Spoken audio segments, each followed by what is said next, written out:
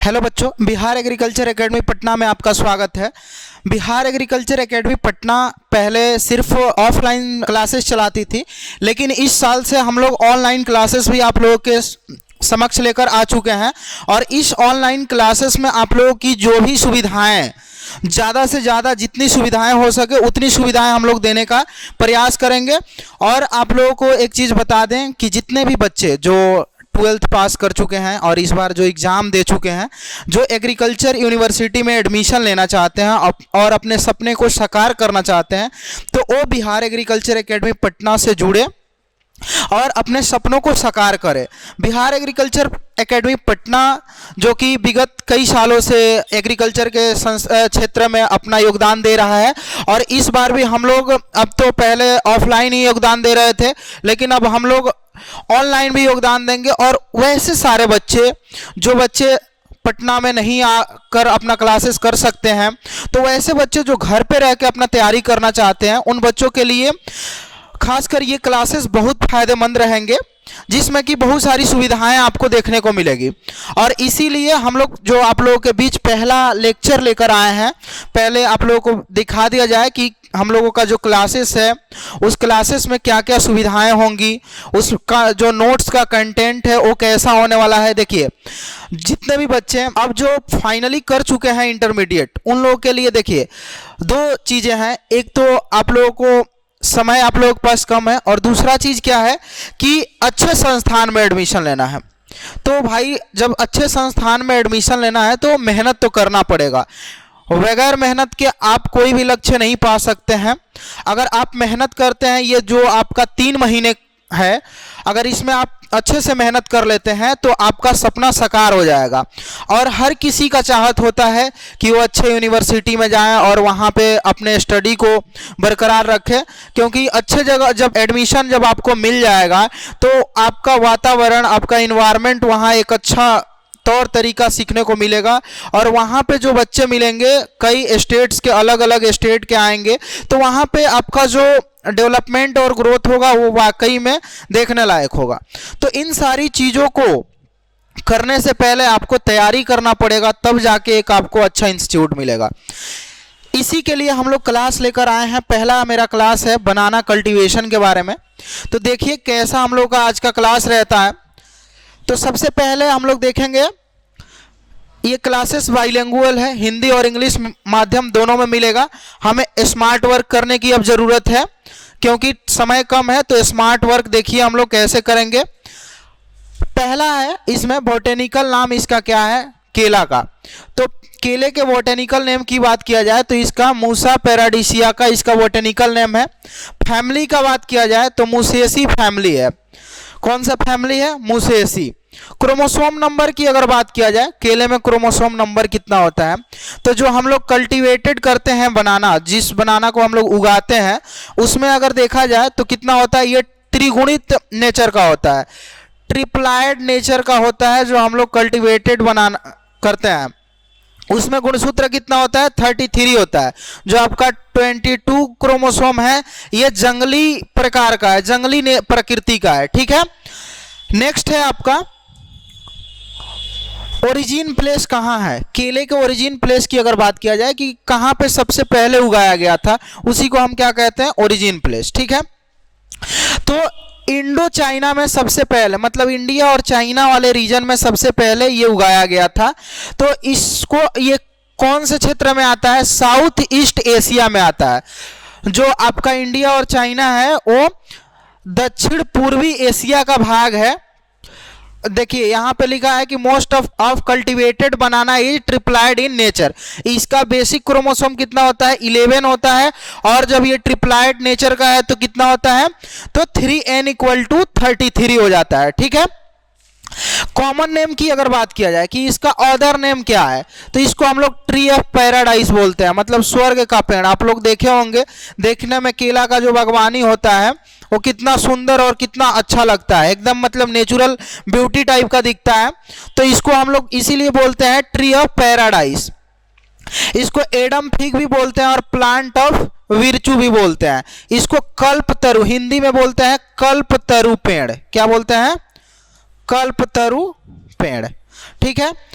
अब हम बात करेंगे, देखिए यहाँ पे हम लोग जब बनाना पड़ेंगे तो उसके इंस्टीट्यूट भी, रिलेटेड जो इंस्टीट्यूट है उससे, उसकी चर्चा यहीं पे कर लेंगे। तो इंस्टीट्यूट, अगर संस्थान की बात किया जाए कि केले के लिए एनआरसी कहाँ है, मतलब रिसर्च सेंटर कहाँ पे है, तो नेशनल रिसर्च सेंटर फॉर बनाना, तो ये कहाँ पे है आपका, तिरुचिरापल्ली तमिलनाडु में स्थित है। नेक्स्ट चलते हैं। अब ये जो बिहार बीसीसी प्रवेश परीक्षा 2025 के लिए जितने भी बच्चे तैयारी कर रहे हैं उन बच्चों के लिए देखिए इसमें क्या क्या सुविधाएं हैं। सबसे पहले कौन कौन से कोर्स के लिए बिहार एग्रीकल्चर एकेडमी पटना समर्पित है, तो इसके बारे में चर्चा कर लेते हैं।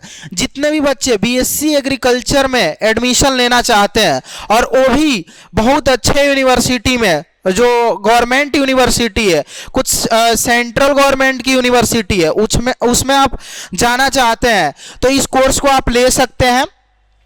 बीएससी नर्सिंग के बच्चे जितने भी हैं जो बीसीसी के लिए प्रिपेयर कर रहे हैं उनके लिए, बी फार्मा के लिए, तो इन सारे, अब इसमें हम लोग देखते हैं कि क्या क्या सुविधाएं आप लोगों को हम लोग मुहैया कराएंगे।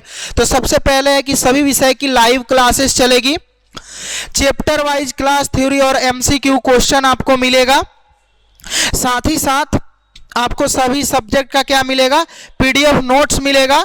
क्लास जैसे ही खत्म होगा उसके बाद आपको पीडीएफ नोट्स मिल जाएगा ताकि आपकी तैयारी में और जान लग जाए और आपका तैयारी वेस्ट हो सके। उसके बाद क्या है कि विगत वर्ष के प्रश्न हल के साथ जितने भी आपके प्रीवियस ईयर क्वेश्चन है, जैसे मान लेते हैं कि आपको बीएससी एजी के लिए देना है, तो जितने जैसे सीयूईटी का जो प्रीवियस ईयर क्वेश्चन है उस सारे क्वेश्चन को हम लोग सबसे पहले सीरीज के रूप में लेकर आएंगे और एक एक करके डिस्कशन करेंगे और इसमें देखेंगे तो किसका पोर्शन ज़्यादा रहता है और कौन हमारे एग्जाम पॉइंट ऑफ व्यू से इम्पोर्टेंट है, तो उन सारी चीज़ों को लेकर डिस्कस करेंगे। उसके बाद बीसीसी के प्रीवियस ईयर क्वेश्चन की भी बात करेंगे और साथ ही पहले जो बीएचयू था वो पहले सेपरेट एग्जाम लेता था, 4-5 साल से अब क्या किया है उसको सीयूईटी में मर्ज कर दिया गया है। तो उसके पहले जो पेपर हुए हैं बीएचयू के, उसके भी हम लोग क्वेश्चन पेपर को देखेंगे कि लेवल क्या रहता है बीएचयू के क्वेश्चन का। उसके बाद सभी विषय के नोट्स देंगे हम लोग और टॉपिक वाइज टेस्ट रहेगा, एमसीक्यू सीरीज। कुछ टेस्ट सेक्शनल आपके होते हैं, जैसे एक एक करके, जैसे सब्जेक्ट समाप्त हुआ तो उसका टेस्ट होगा और फिर एक कंबाइंड टेस्ट होगा। कंबाइंड टेस्ट बहुत सारे चलेंगे जिसमें आपको इतना प्रैक्टिस करवा दिया जाएगा ताकि कोई भी क्वेश्चन आपको डाउट ना रहे किसी भी क्वेश्चन में, और जब आप एग्जाम हॉल में बैठे तो आपको ये नहीं लगे कि हम खाली आए हैं और कुछ बिना कुछ पढ़े आए हैं। आपको जब एग्जाम हॉल में आप जाएं तो लगे कि हाँ हम पढ़ के आए हैं और हम कर सकते हैं, मतलब आपका मनोबल पूरा और आपका कॉन्फिडेंस हाई हो जाना चाहिए। उतना तैयारी हम लोग आपको कराने वाले हैं। तो ये बैच की अगर बात किया जाए तो इसका बैच 18 फरवरी से चालू हो रहा है और 18 फरवरी से ये बैच हम लोग एकदम लॉन्च कर दे रहे हैं। और जितने भी बच्चे हैं सारे बच्चों से हम आग्रह यही करेंगे कि वो बच्चे जुड़े और तैयारी वेस्ट करें। और बाकी जो फी का बात अगर करें तो फी की बात किया जाए तो बहुत सारे कोर्स जो हैं, बहुत सारे महंगे कोर्स लोग बेच रहे हैं, लेकिन हम लोगों को कोर्स महंगा नहीं बेचना है। बहुत सस्ती फी में मेरे ख्याल से वो आपका कोर्स 1000 रुपये के एवं में रहेगा और आप लोगों के बीच हम लोग लेकर आएंगे और आपकी एक बेस्ट तैयारी कराएंगे। आपको कहीं से नहीं लगेगा कि हमारा जो पैसा खर्च हुआ वो कहीं से आपका पानी में डूबे। हम लोगों का ये मकसद नहीं है, आपको हम लोग बेस्ट तैयारी देंगे और आप लोग हमसे जुड़िए। नेक्स्ट है आपका इंपॉर्टेंस की अगर बात किया जाए कि केला का क्या क्या इंपॉर्टेंस है, तो सबसे पहले देखेंगे banana is a good source of potassium and carbohydrate. केला पोटेशियम एवं कार्बोहाइड्रेट का अच्छा स्रोत है। आप लोग देखे होंगे कि जितने भी रनिंग करने वाले बच्चे होते हैं केला खाते हैं, क्योंकि ये आपको क्या करता है कि इंस्टेंट आपको एनर्जी प्रदान करता है, जल्दी ही ऊर्जा आपको प्राप्त करता है, जिससे क्या होता है कि हमारा शरीर कई गुना ज़्यादा काम करने लगता है। उसके बाद क्या है कि बनाना इज मॉइस्चर लविंग प्लांट। ये क्या करता है, ये नमी ज़्यादा इसको चाहिए होता है, तो ये मॉइस्चर लविंग प्लांट है, ठीक है। उसके बाद क्या है, ripe banana fruit content over 26 to 27% of sugar. जो पका हुआ बनाना केला होता है उसमें 26 से 27% शुगर पाया जाता है, शर्करा पाया जाता है।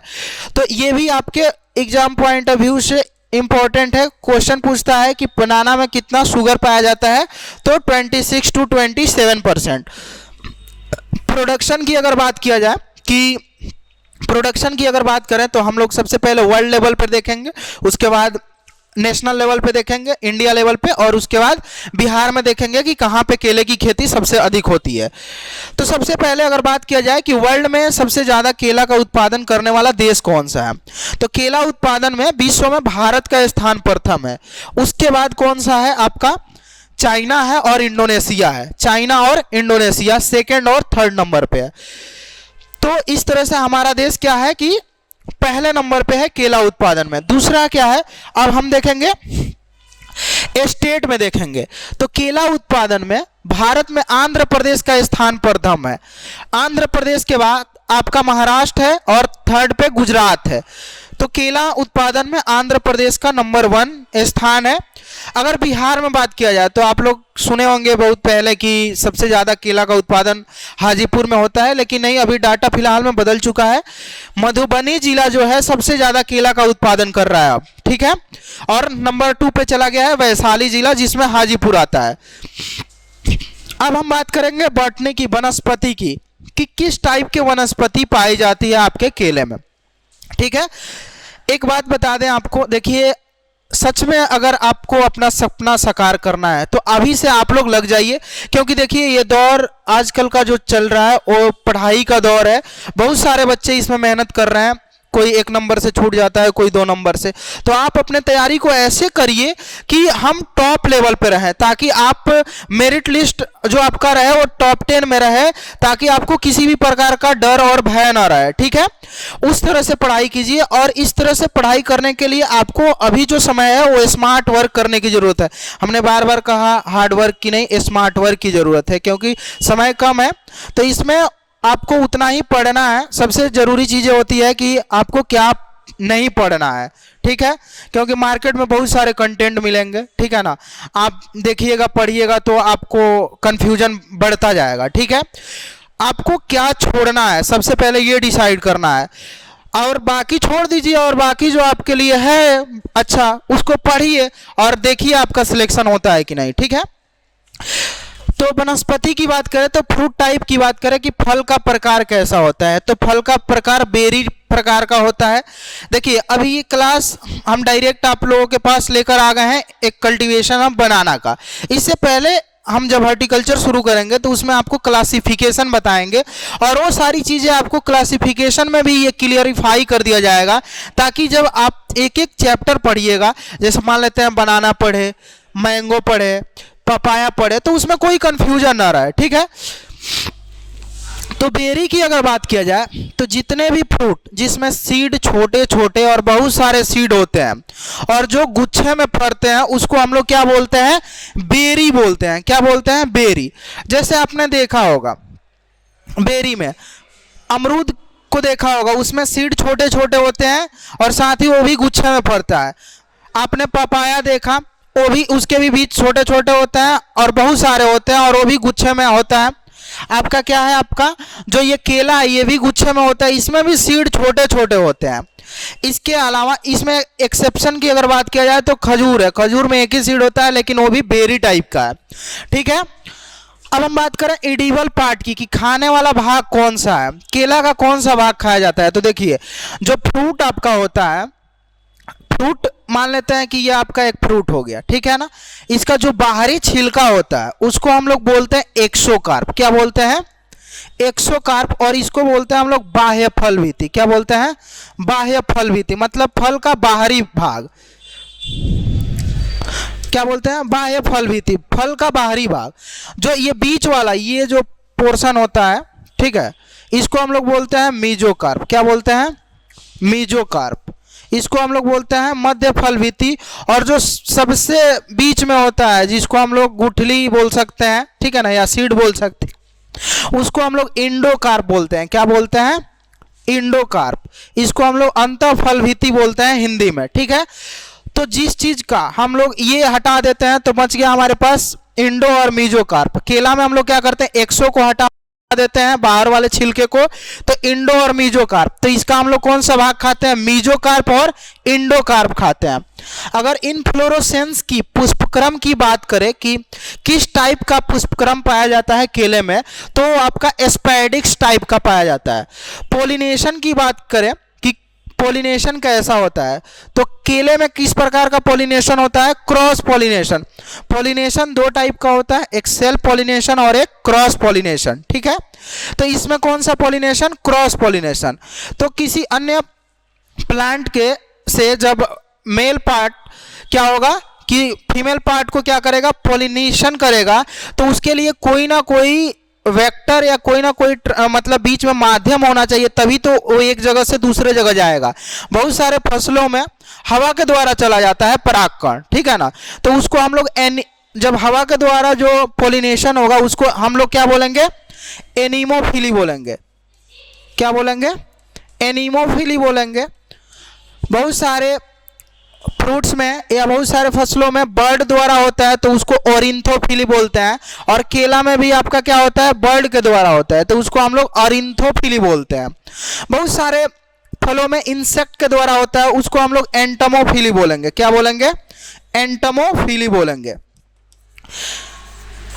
अब देखिए, तो इस टाइप से जब आप एक एक चीज को आप क्या करेंगे, डिस्कस करके पढ़ेंगे, तो उससे आपका जो भी आने वाला क्वेश्चन रहेगा वो आसानी से सॉल्व होता चला जाएगा। अब हम बात करेंगे अरोमा की, सुगंध, इसका हिंदी होता है सुगंध। मतलब देखते होंगे आप लोग कि केला जब कच्चा रहता है तो उसमें से अलग फ्लेवर आता है, थोड़ा सा पक जाता है तो उसमें से अलग टाइप का फ्लेवर आता है, तो उसके कहीं ना कहीं कोई कारण होता है तभी वो आता है। तो उसके कारण को समझिए। अगर ग्रीन रहेगा तो हेक्सानॉल के वजह से होगा, और ये बहुत ही इंपॉर्टेंट क्वेश्चन है आपके एग्जाम पॉइंट ऑफ व्यू से, और इन तीनों को आपको याद रखना है, ठीक है।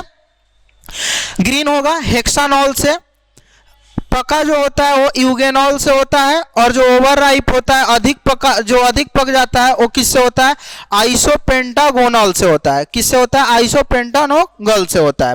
तो इस तरह से अगर हम एक एक चीज का चर्चा करेंगे, जो आपका एग्रीकल्चर का सब्जेक्ट है, तो एक एक चीज आपका क्या हो जाएगा, क्लियर हो जाएगा, ठीक है ना। हम लोग देखिए, आप लोग को जो भी कंटेंट देंगे वो ऑथेंटिक कंटेंट देंगे, और उसमें आपका बेसिक से लेकर आपका फंडामेंटल, आपका एक हायर एजुकेशन टाइप का एक हम लोग देंगे, जिसमें आपको कहीं से कोई कंफ्यूजन नहीं रहेगा। और जो भी आपको कंफ्यूजन रहेगा उस कंफ्यूजन के लिए भी हम लोग एक स्पेशल से क्लासेस रखेंगे, ताकि उसमें क्या कर सके, आप अपनी बातों को पूछ सकें, ठीक है। तो एक कोई चीज़ आपका छूटेगा नहीं, क्योंकि देखिए ये सारी चीज़ें आप ही लोगों के लिए हो रहा है। तो हम लोग कहीं से भी जो भी आप लोगों का प्रॉब्लम होगा उस प्रॉब्लम को हम लोग सॉल्व करेंगे, ठीक है। नेक्स्ट है, देखते हैं कि प्रोपगेशन मेथड क्या होता है, उसको हम लोग बोलते हैं, देखिए यहाँ थोड़ा गलत टाइप हो गया है, इसको हम लोग बोलते हैं प्रवर्धन विधि। क्या बोलते हैं, प्रवर्धन विधि। प्रोपगेशन किसे कहते हैं, जिसको हम लोग प्रवर्धन कहते हैं। तो पौधों की संख्या को बढ़ाने की प्रोसेस ही क्या है, प्रोपगेशन है, ठीक है ना। तो पौधे की संख्या हम कैसे बढ़ाते हैं, एक तो बीज लगाकर बढ़ाते हैं, ठीक है, और दूसरा क्या करते हैं कि जिन फसलों में बीज के अलावा, जैसे उसके स्टेम से, जैसे हम लोग आलू का बीज नहीं बोते हैं, हम लोग उसका स्टेम बोते हैं। इसके अलावा जैसे आप लोग केला देखे होंगे तो केला का हम लोग बीज नहीं बोते हैं, तो इसका क्या होता है, बीज जिसका नहीं होता है तो उसको हम लोग अलग तरीके से प्रोपगेशन करते हैं, किसी के तन्ना से, किसी का रूट से, किसी को पत्ती से करते हैं। तो उसको हम लोग देखिए, तो प्रोपगेशन दो टाइप का होता है, जिसमें से ये जो पार्ट हमने बताया लास्ट वाला कि पत्ती, तन्ना और जो रूट से करते हैं, उसको हम लोग बोलते हैं एसेक्सुअल प्रोपगेशन, या उसको बोलते हैं वेजिटेटिव प्रोपगेशन। क्या बोलते हैं, दो टाइप का, एक तो होता है सेक्सुअल और एक होता है एसेक्सुअल प्रोपगेशन। सेक्सुअल प्रोपगेशन क्या होता है, ये बेसिकली सीड से होता है, और इसमें जो भी प्रोसेस होता है, पॉलिनेशन होगा, फर्टिलाइजेशन होगा, जाइगोट बनेगा, फिर सीड आपका फ्लावर का निर्माण, सीड बनेगा, ऐसे, ठीक है। एसेक्सुअल में क्या होता है कि इसमें सीड का यूज नहीं करते हैं हम लोग, जो पौधे के अन्य भाग होते हैं, पत्ती, तन्ना और रूट होता है, उसका यूज करते हैं। तो केला में हम लोग प्रोपगेशन अगर देखा जाए तो इसमें हम लोग शक्कर से करते हैं। केला का जो निचला पोर्शन होता है उसी को हम लोग क्या बोलते हैं, शक्कर बोलते हैं। और उसका वेट कितना होना चाहिए, ये बहुत इंपॉर्टेंट क्वेश्चन है। क्वेश्चन पूछता है कि जो केले में प्रोपगेशन के लिए शक्कर्स लेते हैं उसका वेट कितना होता है, तो 500 से 750 ग्राम उसका वेट होता है। ये बहुत ही इंपॉर्टेंट क्वेश्चन है, इसको आप लोग याद रखिएगा, ठीक है। अब हम बात करेंगे क्लाइमेट की, कि कौन से क्लाइमेट में हम केला का बेस्ट उत्पादन करते हैं, ठीक है ना। तो सबसे पहले तो देखेंगे कि बनाना इज ए ट्रॉपिकल क्रॉप। केला एक उष्णकटिबंधीय पौधा है। देखिए, जब अगर बात करेंगे क्लासिफिकेशन, हमने कहा शुरू में ही कि हमने क्लासिफिकेशन हम लोगों ने नहीं देखा, एक ही बार क्लास लेकर आ गए क्या, बनाना का। तो जब हम लोग क्लासिफिकेशन करेंगे किसके बेस पे, क्लाइमेट के आधार पे, ठीक है ना। तो उसमें 3 टाइप के आपके होते हैं। एक टेम्परेट फ्रूट होता है जिसको हम लोग शीतोष्ण फल कहते हैं, जो ठंडी वाले क्षेत्रों में होता है और उसके लिए ठंडा मौसम होना चाहिए। दूसरा होता है आपका ट्रॉपिकल, जो क्या होता है, उष्ण क्षेत्र में होता है, जहां पे गर्मी ज्यादा होती है वहां पे ये सारे फ्रूट्स होते हैं। तीसरा होता है सब ट्रॉपिकल, ये दोनों के बीच का भाग होता है, ठीक है ना। इसको उपोष्ण फसल बोलते हैं। इसमें हल्का ठंडा क्षेत्र वाला भी और हल्का गर्म क्षेत्र वाला भी क्या होता है कि फ्रूट को हम लोग ग्रो कराते हैं। तो केला एक क्या है, ट्रॉपिकल फ्रूट है, ठीक है। इसके अलावा ट्रॉपिकल में बात किया जाए तो मैंगो, पपाया है, ठीक है ना, गुआवा है। गुआवा सब ट्रॉपिकल और आपका ट्रॉपिकल दोनों में आता है। तो इस तरह से आपका बनाना भी किस में है, ट्रॉपिकल में। अब हम बात करेंगे क्लाइमेट में ही कि पौधे की वृद्धि के लिए सबसे बेस्ट तापमान कितना होना चाहिए, ठीक है। तो उसके लिए 20 से 30 डिग्री सेल्सियस तापमान होना चाहिए। अब ये सी बात है कि गर्मी के दिनों में 20 से 30 डिग्री सेल्सियस टेम्परेचर होना लाजमी है, उससे बढ़ भी जाता है, ठीक है। लेकिन उसके बाद क्या है, मिनिमम टेम्परेचर की बात किया जाए, जिसको हम लोग बोलते हैं बेस टेम्परेचर, मिनिमम या न्यूनतम टेम्परेचर। बेस टेम्परेचर उस चीज को बोला जाता है, अगर बेस टेम्परेचर से नीचे टेम्परेचर गया तो वो प्लांट क्या होगा कि ग्रो नहीं कर पाएगा और वो जर्मिनेशन ही नहीं कर पाएगा, ठीक है। तो उसी को बेस टेम्परेचर या मिनिमम टेम्परेचर बोला जाता है। तो वो केला में 10 डिग्री सेल्सियस होना चाहिए। 10 डिग्री सेल्सियस से कम अगर टेम्परेचर होगा तो वहां पे केला में अंकुरण और ग्रो नहीं होगा। सॉइल की बात कर ले तो soil well drained loam soil suitable for banana cultivation.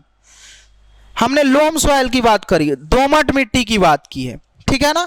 और वो भी वेल ड्रेन्ड, मतलब कि उचित जल निकास वाली, अच्छी जल निकास वाली, मतलब कि जहां अगर बारिश आए तो बहुत ज्यादा पानी ना लग जाए, ठीक है ना। उस पानी को निकलने के लिए भी सुविधा होना चाहिए खेत में, तब जाके क्या करेंगे हम, अच्छा फील्ड तैयार कर पाएंगे। और दोमट मिट्टी इसके लिए क्या होना चाहिए, उपयुक्त होना चाहिए। बलुई मिट्टी का हम लोग इसलिए यूज नहीं कर पाएंगे क्योंकि बलुई मिट्टी में पानी क्या होता है कि तुरंत सोख जाता है, नीचे चला जाता है। तो पौधों को क्या होना चाहिए कि पानी मिलना चाहिए, क्योंकि हमने बोला शुरू में ही कि ये मॉइस्चर लविंग प्लांट है। क्या है, मॉइस्चर लविंग प्लांट है, हल्का हल्का नमी रहना चाहिए।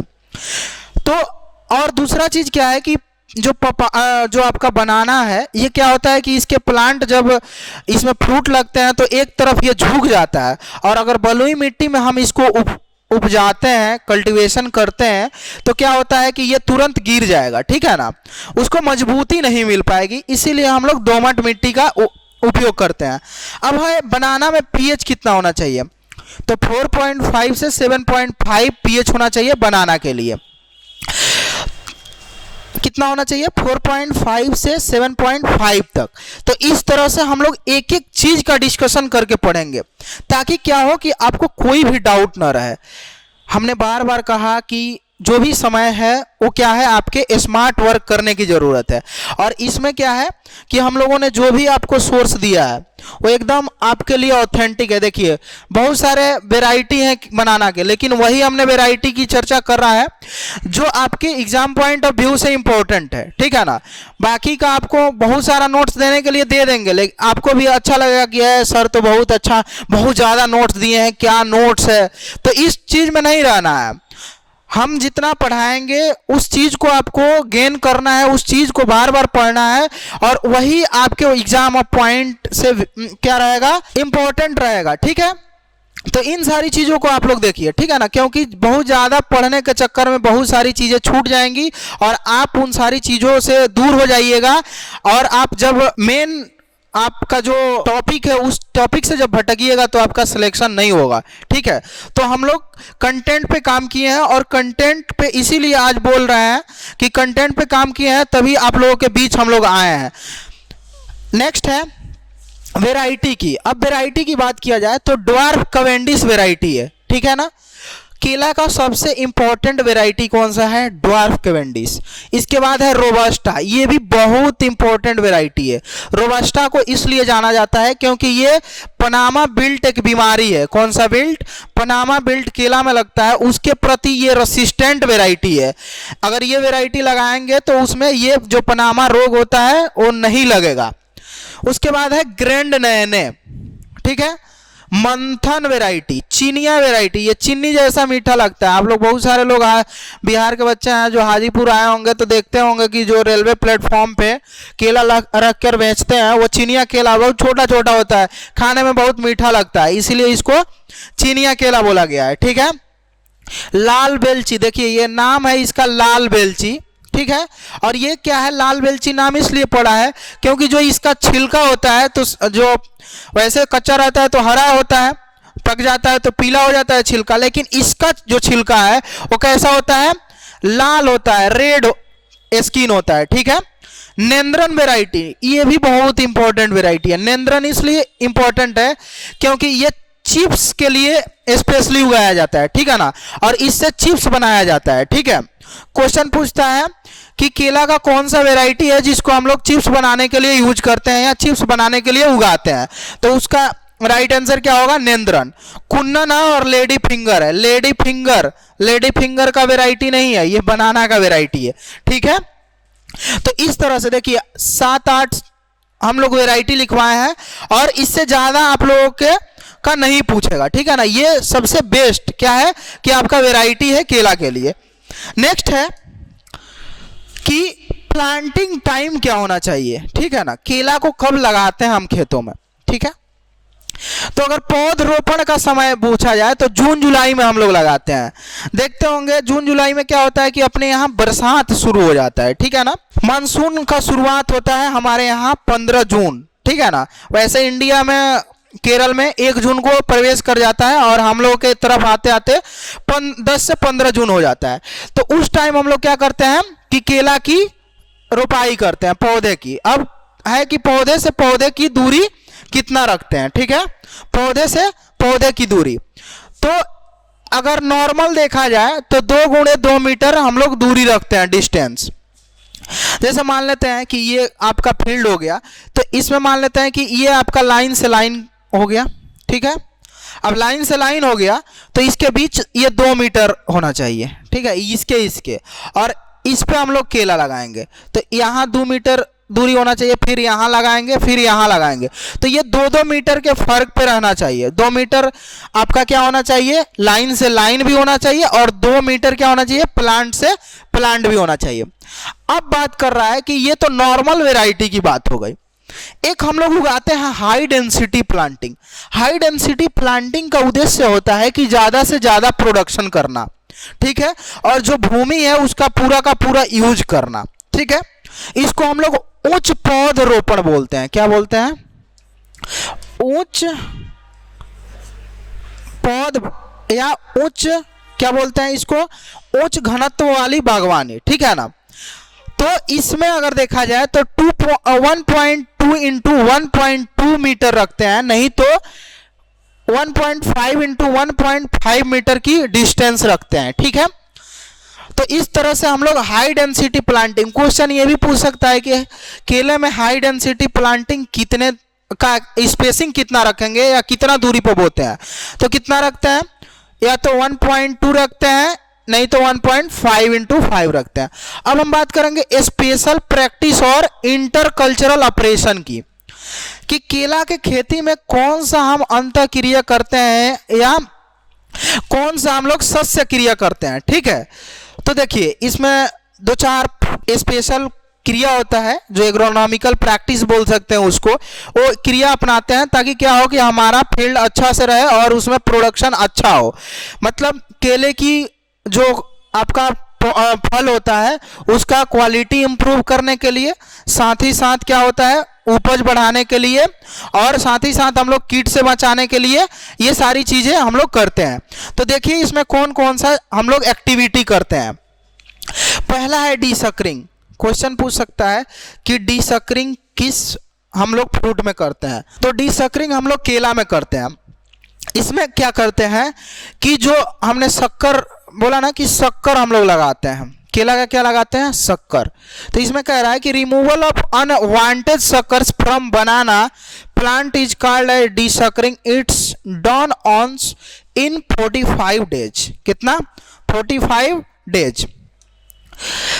क्या होता है कि जब हम शक्कर लगा दिए, ये मान लेते हैं ये शक्कर हो गया फील्ड में, आप लोग देखते होंगे कि कुछ दिन बाद क्या होता है कि इसमें से साइड साइड से शक्कर निकलने लगता है, एक एक पत्ती निकलने लगा है केला के फील्ड में। अब क्या होता है, और इसके अलावा यहाँ पे खरपतवार भी कुछ हो जाते हैं, तो इन्हीं जो अनएडवांटेज क्या है जो हमारे फसल के लिए सूटेबल नहीं है, जो अवांछित प्लांट है, उसको क्या करेंगे, छांट कर हटा देंगे। कितना दिन बाद, बुआई के 45 दिन बाद। तो उसी को हम लोग बोलते हैं डीसकरिंग। ये चीजें समझ गए होंगे आप लोग। नेक्स्ट अब हम लोग चलते हैं, नेक्स्ट है डीनेवलिंग। डीनेवलिंग क्या होता है, ठीक है। अब क्वेश्चन ये भी पूछ सकता है कि डीनेवलिंग किस फ्रूट में करते हैं, तो ये भी बनाना में एक प्रोसेस है। इसमें क्या होता है कि removal of male bird after completion of female bird. कह रहा है कि जब इसमें जो मादा बर्ड होता है वो जब कंप्लीट हो जाता है, पूरा हो जाता है, तो उसमें का जो मेल बर्ड होता है उसको हम क्या कर देते हैं, हटा देते हैं।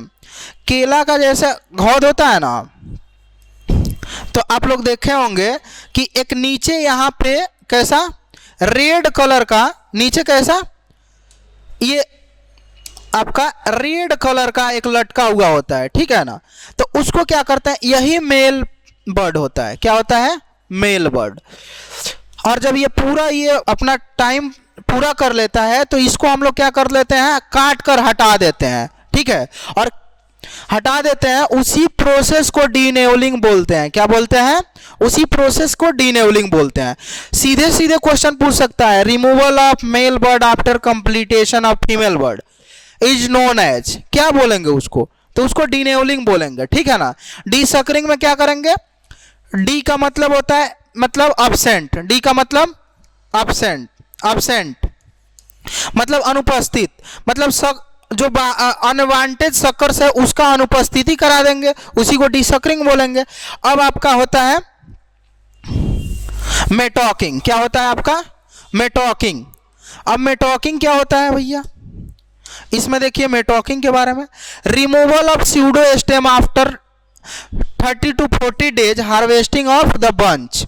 अब देखिए ये नीचे वाला जो पोर्शन होता है इसको हम शक्कर्स बोलते हैं। क्या बोलते हैं, और इससे ऊपर वाला ये जो पोर्शन हो गया, इसके ऊपर वाला, इसको हम स्यूडो स्टेम बोलते हैं। क्या बोलते हैं, स्यूडो स्टेम बोलते हैं। क्वेश्चन पूछता है कि बनाना में जो अपर वाला पार्ट होता है उसको क्या बोलते हैं, स्यूडो स्टेम बोलते हैं, लोअर पार्ट होता है उसको शक्कर्स बोलते हैं। तो क्या करते हैं कि जब बंच जो आपका घौद होता है केले का वो पूरा हो जाता है, तो उसके 30 से 40 दिन बाद हम क्या करते हैं कि स्यूडो स्टेम को काट कर हटा देते हैं, तभी तो क्या होगा कि शक्कर तैयार होगा, ठीक है।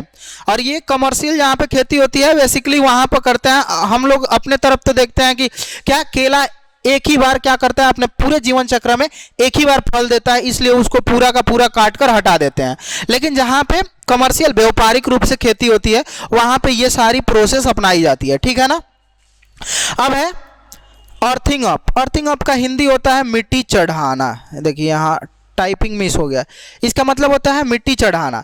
तो क्या करते हैं कि जब हम लोग पौधे पर दोबारा मिट्टी चढ़ाते हैं उसी को हम लोग अर्थिंग अप बोलते हैं।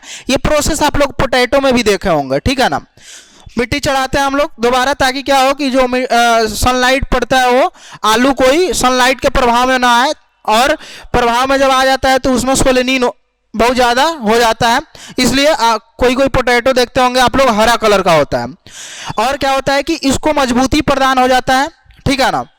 तो केला में हम लोग मिट्टी चढ़ाने का कार्य इसलिए करते हैं ताकि केला को क्या हो जाए कि उसको सहारा मिल जाए, ठीक है ना, ताकि वो गिरे ना प्लांट, ठीक है, और साथ ही साथ उसका ग्रोथ और डेवलपमेंट अच्छे से हो। नेक्स्ट चलते हैं प्रॉपिंग। प्रॉपिंग का हिंदी होता है सहारा देना, ठीक है ना। देखते होंगे जब केला में घौद लग जाता है, पूरा फ्रूट मैच्योर हो जाता है तो एक तरफ झुक जाता है। तो आप लोग कहावत भी सुने होंगे कि जिस पेड़ में ज़्यादा फल लगते हैं वही झुका हुआ होता है, ठीक है ना।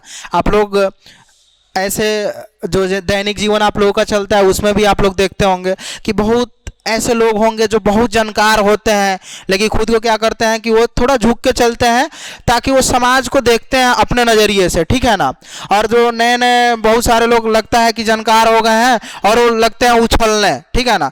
तो ये चीज़ें नहीं होनी चाहिए। आप जब आप के अंदर भी मैच्योरिटी आ जाएगी, आपके अंदर भी क्या हो जाएगा, जब ज्ञान बढ़ने लगता है तो आप भी विनम्र हो जाते हैं। और यही होता है कि आप विनम्र रह के जितना चीज़ों को कर सकते हैं, जितना काम कर सकते हैं, आप हवाई में कुछ नहीं कर सकते हैं, ठीक है ना।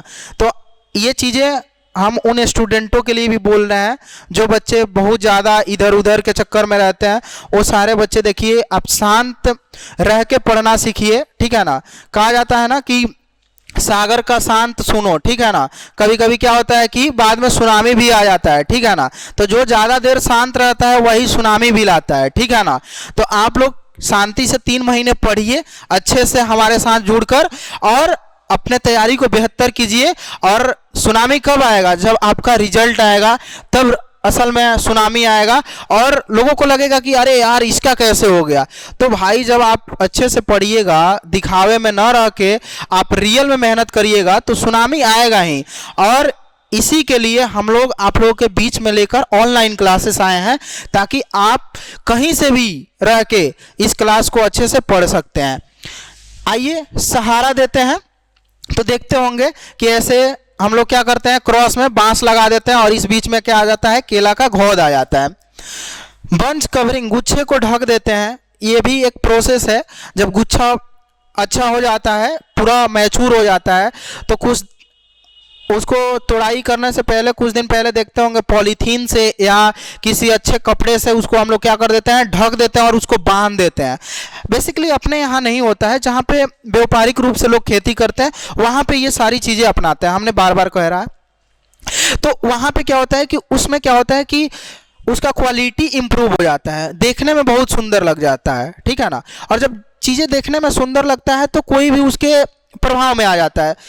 आप लोग तो हर जगह देखे होंगे। तो यही चीज़ होता है कि जब वो मार्केट में केला आएगा ना तो उसका डिमांड बहुत अधिक होगा, और जब डिमांड भी अधिक होगा और इधर से प्राइस भी अधिक होगा, ठीक है ना। तो ये सारी चीज़ें हैं। तो ये क्वालिटी हर जगह क्या होता है, इम्प्रूव करना होता है। उसके बाद है ईल्ड। ईल्ड की बात किया जाए तो 300 से 400 क्विंटल प्रति हेक्टेयर। 1 हेक्टेयर में बिहार में 67 कट्ठा होता है, ठीक है। 1 हेक्टेयर में 67 कट्ठा होता है। और उत्तर प्रदेश की अगर बात किया जाए तो वहाँ 80 कट्ठा को 1 हेक्टेयर बोला जाता है, ठीक है। ये अलग अलग पैमाना है, ठीक है ना। तो बेसिकली हम लोग अगर बात करें एग्रीकल्चर में तो हम हेक्टेयर में ही बात करते हैं और वजन क्विंटल में ही बात करते हैं, ठीक है। तो 300 से 400 क्विंटल क्या हो गया आपका 1 हेक्टेयर में उपज। सबसे जो बेस्ट है कि इसका सबसे इंपॉर्टेंट क्वेश्चन जो है कि इसका हम लोग स्टोरेज टेम्परेचर क्या रखते हैं, ठीक है ना। स्टोरेज टेम्परेचर क्या रखते हैं और कितना दिन तक रखते हैं, तो 13 डिग्री सेल्सियस इंपॉर्टेंट कर लीजिए इसको, और उसमें डिनेवलिंग को इंपॉर्टेंट कर लीजिएगा। 13 डिग्री सेल्सियस 3 वीक्स तक इसको हम लोग स्टोर करके रखते हैं। अब है आपका नेक्स्ट प्लांट प्रोडक्शन, ठीक है ना, पौध संरक्षण बहुत ही इंपॉर्टेंट ये प्रोसेस होता है, ठीक है ना। और इसमें बहुत सारी पौध का संरक्षण करना होता है। दो चीज़ों से हमें मुख्य रूप से बचाना होता है पौधों को। एक जो पहला चीज़ है वो है डिजीज, क्या है, और दूसरा है आपका इंसेक्ट, और कहीं कहीं पे भी मनुष्य से भी बचाना होता है। आप लोग देखे ही होंगे अपने बिहार में क्या होता है कि केला पता लगा कि आज गोद में है, अकल गए तो देखे कि अरे भाई केला ही कोई काट के लेके भाग गया है, तो ऐसा भी होता है। तो थोड़ा उस पर नज़र भी रखना होता है। इन सारी चीज़ों से तो बचा लेंगे, लेकिन उस चोर से कैसे बचाएंगे, ठीक है ना। तो उन सारी चीज़ों का भी ध्यान रखा जाता है, ये वैसे बोलना है, ठीक है। तो देखिए इंसेक्ट की बात किया जाए तो इंसेक्ट कौन कौन सा लगा हुआ है। तो सबसे पहले राइजोम बीबिल, ठीक है ना, हमने सकर्स को राइजोम भी बोलते हैं, ठीक है ना, सकर्स को ही राइजोम बोलते हैं। तो उसके राइजोम में क्या होता है कि ये बीबिल घुसकर और उसको पूरा का पूरा डैमेज कर देती है, जिससे उसका ग्रोथ और डेवलपमेंट रुक जाता है, ठीक है। दूसरा होता है एपिड, माहू, जिसको माहू कीट बोलते हैं, क्या बोलते हैं, माहू कीट, ठीक है। तो माहू कीट भी केला में लगता है। और तीसरा है स्यूडोस्टेम, हमने बताया ना कि जो केला का ऊपर वाला पार्ट होता है उसको स्यूडोस्टेम बोलते हैं, सकर्स के बाद वाला पार्ट, ठीक है ना। तो एक तना बेधक भी कीट लगता है और ये स्यूडोस्टेम को खोखला कर देता है, ठीक है। तो ये तीन मुख्य रूप से इंसेक्ट हैं आपके केले में। जो सबसे ज्यादा इंपॉर्टेंट है वो आपका इसमें डिजीज है, ठीक है। देखिए इंसेक्ट यहां पे हमने बताना भूल गया, जिसमें हम लोग इंसेक्ट का स्टडी करते हैं उसको हम लोग एंटोमोलॉजी बोलते हैं, क्या बोलते हैं, एंटोमोलॉजी, ठीक है।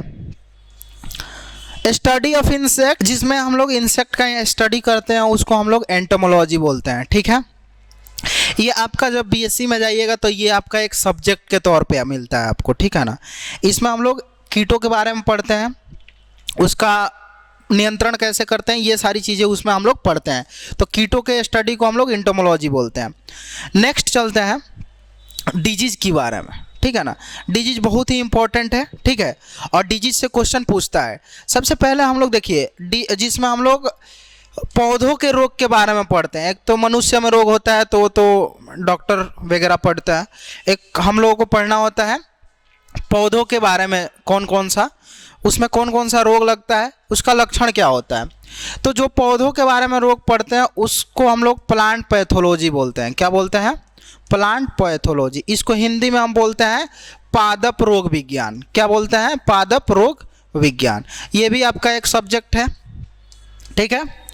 अब इसमें हम लोग देखेंगे कि कौन सा रोग किसके वजह से लगता है और उसका कारण कौन है, ठीक है। ये सारी चीज़ें देखेंगे। इसमें हम लोग ये नहीं देखेंगे कि इसका मैनेजमेंट कैसे करते हैं। जब हम लोग प्लांट पैथोलॉजी पढ़ेंगे तो वहाँ पे ये सारी चीज़ों का डिस्कशन करेंगे। यहाँ पे क्या करना है कि हम लोगों को वही टारगेट करना है ताकि हमारा जो पढ़ाई हो आसानी से समझ सके, ठीक है ना। यहाँ पे सारी चीज़ें लिखवा देंगे तो फिर बहुत हौच पौच हो जाएगा, ठीक है ना। उसमें आपको चीज़ें याद करना मुश्किल हो जाएगा।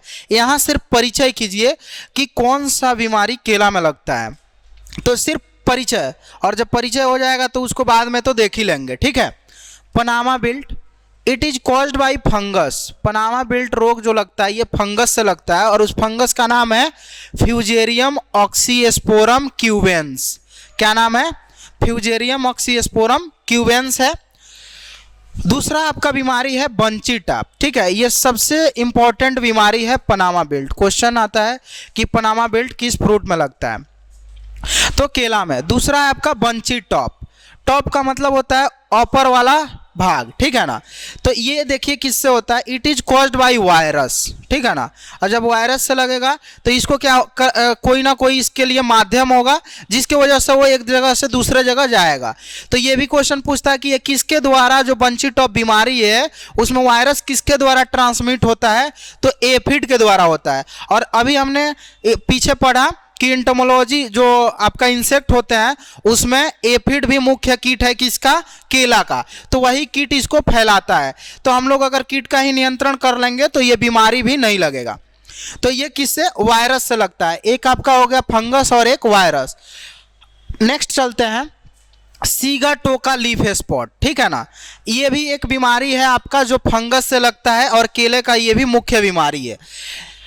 ये जो फंगस है उसका नाम है सर्कोस्पोरा म्यूजिकोला। क्या नाम है? सर्कोस्पोरा म्यूजिकोला।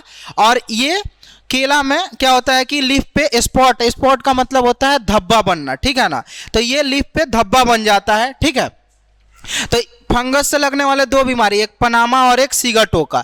नेक्स्ट है आपका मोको डिजीज या बैक्टीरियल विल्ट। पहले ही इसमें नाम में जोड़ दिया है बैक्टीरियल विल्ट, मतलब कि ये बैक्टीरिया से लगने वाला रोग है। और उसके लिए कौन जिम्मेदार है? तो स्यूडोमोनास सोलेनेसीरम। कौन सा है? स्यूडोमोनास सोलेनेसीरम बैक्टीरिया इसके लिए जिम्मेदार है। तो जितने भी विल्ट डिजीज लगते हैं वो आपके फंगस से लगते हैं। जितने भी विल्ट डिजीज लगते हैं फंगस से लगते हैं। एक्सेप्शन में कौन सा है आपका? ये जो मोको विल्ट है, कौन सा? मोकोविल्ट। ये बैक्टीरिया से लगता है और इसीलिए इसको बैक्टीरियल विल्ट भी बोला जाता है। तो क्वेश्चन पूछता है मोकोविल्ट डिजीज किससे लगता है? तो बैक्टीरिया से, और बाकी विल्ट फंगस से लगते हैं।